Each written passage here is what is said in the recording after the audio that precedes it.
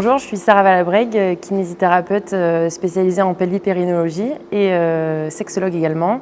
Je travaille à Cannes-sur-Mer à la clinique Saint-Jean dans l'unité de prise en charge des douleurs pelviennes chez l'homme et chez la femme et en cabinet libéral à Montsartou.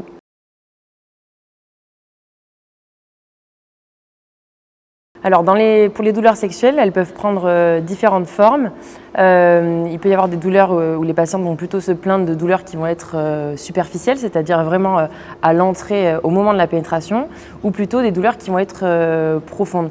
C'est dans ces deux types de douleurs, quand elles vont avoir des douleurs profondes, ça peut venir par exemple d'une lésion d'endométriose qui est directement impactée.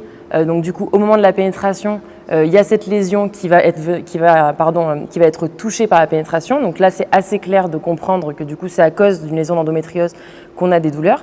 Mais il peut y avoir des lésions d'endométriose qui ne sont pas du tout touchées au moment de la pénétration, mais qui vont créer une restriction de mobilité ou une hypertonie du tissu tout autour. C'est-à-dire que vous allez avoir des douleurs au fond. Ce n'est pas parce qu'il y a forcément une lésion et ce n'est pas parce qu'on vient buter dessus, ça peut être une lésion plus profonde qui vient créer une restriction de la mobilité. Et donc du coup, au moment de la pénétration, au moment où le vagin est censé s'allonger et l'utérus est censé remonter dans la cavité abdominale, il ne va pas pouvoir en fait parce que peut-être qu'il y a des lésions derrière qui, elles, empêchent votre mobilité utérine. Et donc du coup, vous allez quand même avoir ce qu'on appelle des dyspareunies profondes, donc des douleurs profondes à la pénétration, mais pas directement causées à cause d'une lésion qui est directement touchée.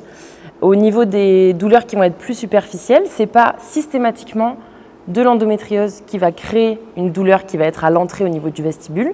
Ça peut être pareil, des lésions d'endométriose. Donc si vous avez de l'endométriose, il y a tout un contexte inflammatoire, vous avez des douleurs récurrentes dans votre quotidien. Il peut y avoir à ce moment-là une hypertonie qui se crée, donc une trop forte contraction de vos muscles périnéaux qui se crée, ou tout simplement une sensibilité au niveau du vestibule. Mais ce n'est pas parce que j'ai mal à l'entrée du vagin que j'ai forcément une lésion d'endométriose à ce niveau-là, c'est d'ailleurs extrêmement rare, mais ça peut être une répercussion qui est due à l'endométriose ou pas. Parce qu'on va aussi avoir des patientes qui vont avoir des douleurs au rapport et elles passent tous les examens, tous les diagnostics, il n'y a absolument aucune trace d'endométriose, bien qu'on soit tout au courant que l'endométriose passe parfois inaperçue à l'imagerie. Une patiente peut avoir totalement autre chose, c'est-à-dire une autre pathologie comme une vestibulodynie vulvaire provoquée ou quelque chose qu'on va avoir du mal à diagnostiquer, mais la douleur est quand même importante à écouter et à prendre en charge. C'est-à-dire que ce n'est pas parce qu'on vous a dit non, il n'y a pas d'endométriose, vous pouvez être tranquille, continuer votre vie normalement, que c'est normal d'accepter des douleurs. Si vous avez des douleurs, si elles sont liées à l'endométriose, à un impact directement sur la lésion ou juste par répercussion, on les prend en charge. Et si ces douleurs, on vous dit il n'y a pas d'endométriose, mais que vous êtes quand même en train de vous dire mais c'est bizarre, j'ai des douleurs au rapport, on me dit que j'ai pas d'endométriose, d'où ça vient? Ça vient d'ailleurs, d'une hypertonie, d'une hypersensibilité. Et ça, c'est on met en place un traitement en kiné avec des sexologues, avec des algologues, avec des gynécologues et autres, pour vraiment prendre en charge cette douleur, même si on vous rassure en vous disant qu'il n'y a pas d'endométriose.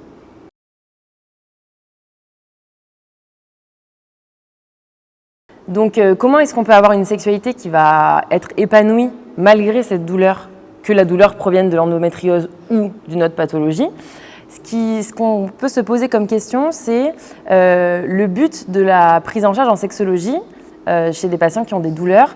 On cherche vraiment à se dire, ok, de quoi j'ai besoin maintenant? Qu'est-ce qui me fait du bien maintenant? Qu'est-ce qui me plaît? Qu'est-ce qui ne me plaît pas? Il faut faire attention à faire le distinguo entre ce qui me fait mal ou ce qui me déplaît, c'est-à-dire que vous allez pouvoir avoir une position ou quelque chose qui vous déplaît sans forcément qu'elle soit douloureuse. Et après, vraiment, ce qui est important, c'est de se dire, on ne va pas chercher à retrouver une sexualité passée, on va plutôt chercher à créer, seul ou à deux, une sexualité actuelle qui vous conviendrait. C'est-à-dire qu'on ne cherche pas à se dire « Ah mais avant, il y a 10 ans, avant que j'ai mes douleurs, c'était comme ça, c'était parfait et je veux exactement retrouver cette sexualité-là ». On ne cherche vraiment pas à retrouver la sexualité passée, on cherche plutôt à en créer une nouvelle qui pourrait convenir à vous, à votre partenaire ou à vous seul si éventuellement il n'y a pas de partenaire. Il y a plein de techniques qui peuvent être mises en place en prise en charge en sexologie. Notamment, il y en a une qui me vient en tête qui est assez connue qui s'appelle le Sunset Focus. et qui vous permet du coup de reprendre le temps pour vous reconnecter à vos sensations. On prend vraiment le temps à se faire des caresses. Il n'y a pas forcément un objectif immédiatement de pénétration. Attention à ça, quand on fait une prise en charge en sexologie malgré les douleurs, le but, c'est pas de se dire « je veux absolument une sexualité sans pénétration, comme ça il n'y aura plus jamais de pénétration, j'aurai plus de douleur ». On peut passer par un stade, un moment de la thérapie où on se dit bah, voilà, pour être tranquille, pour refaire comprendre au cerveau qu'il y a un intérêt à retrouver de l'intimité et une sexualité, on va arrêter totalement la pénétration et on va se concentrer sur d'autres choses, sur des pratiques qui vont rester plus externes, des stimulations externes. Le seul objectif va être de vous permettre de vous reconnecter à votre corps et à savoir qu'est-ce qui me fait du bien, qu'est-ce qui ne me fait pas du bien. Une fois qu'on a ça, on peut après, avec le temps, se rediriger vers une activité sexuelle où il y aurait une pénétration. Il faut vraiment avoir en tête que le but, ce n'est pas de vous couper de la pénétration en se disant si c'est la pénétration qui est douloureuse, il suffit de la supprimer pour qu'on soit tranquille.